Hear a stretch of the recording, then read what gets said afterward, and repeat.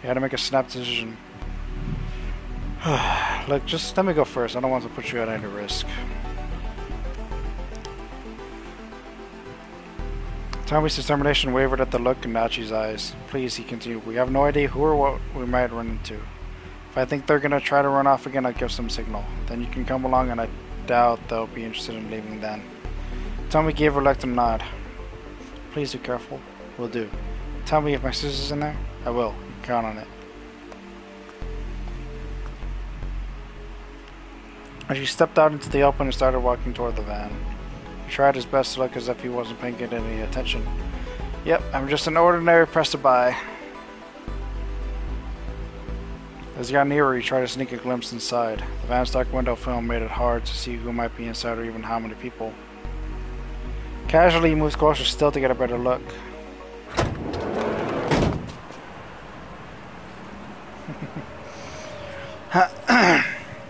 Suddenly, the sliding door burst open and several people jumped out. None of them were Japanese. Within moments, Achi was surrounded. Whoa, what? Hey, what's the deal? Achi said, without a little chuckle. Man, that thing must be packed. How many seats you got on that thing anyway? Took another step toward the vehicle and looked inside. One of the men pulled a knife from inside his jacket, thrusting it out in Achi's direction. Probably meant it as a simple threat, but on reflex, Achi went to self-defense mode, kicking him right in the jaw. There was a loud crack as his foot connected. The man dropped out like a light.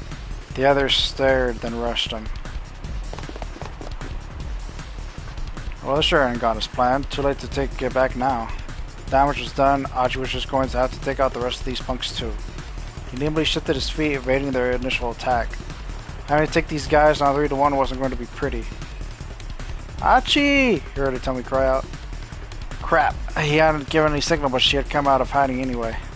Tommy, stay back! How was he supposed to fight off 3 guys and protect her at the same time? What could he do? What should he do?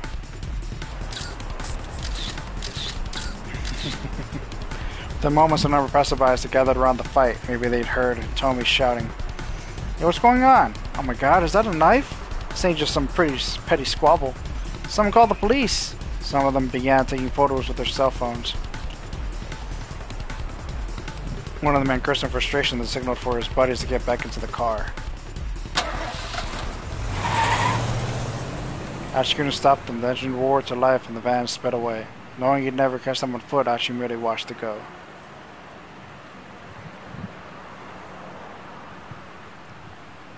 He failed. This was his fault, all of it. Achi bit his lip hard. How could he possibly face Tommy now? Achi? Tommy's voice was hollow empty. Achi stared down at his feet like a scolded child. I'm sorry, I didn't see whether your sister was in there or not. I see. The word, so simple and matter of fact, stung him to the heart. I'm so sorry. But Tommy simply shook her head. The fact that she wasn't even chewing him out made him feel all the worse. I know I messed up, but he was going to say I'll make up for it somehow, but he froze with fear of what he saw next. Oh shit. Across the street, staring at them, was the man with the cane. And Toby, it's him. They had to get out of here. He grabbed Tommy with a hand and bolted down Dogenzaka. The assassin followed, staying on his side of the road. Achi wasn't sure what to do. Should they try heading into the alleys and side streets again? No, it was more dangerous to head someplace where there would be fewer witnesses. Best to stick to Dogenzaka for now. The man wouldn't be able to gun them down if they managed to lose themselves in the crowd along Center Guy first. Besides, the guy had to use the cane. Achi and Tommy could outrun him. Hand in hand, they sped along Dogenzaka and through the intersection in front of the 109 building. Come on, Tommy, just a little further, okay? She was panting, but she pressed on. Achi risked a glance back over his shoulder. He stopped in surprise.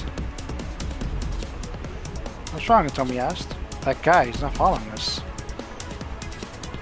The slope leading down to the intersection wasn't all that steep. Several plainclothes detectives have been hiding amidst the crowd in the intersection as part of the kidnapping stakeout. Right now, Director Cruz is sending a message to officers over their wireless, and so the detectives have stopped to listen in. It's a bit unusual, an observant individual might notice.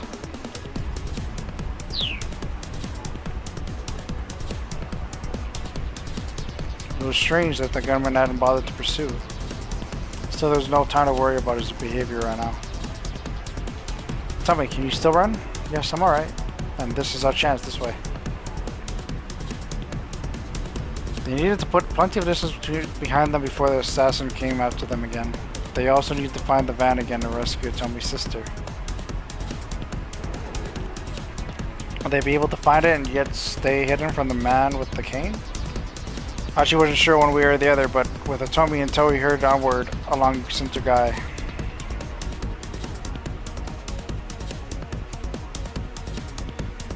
To be continued.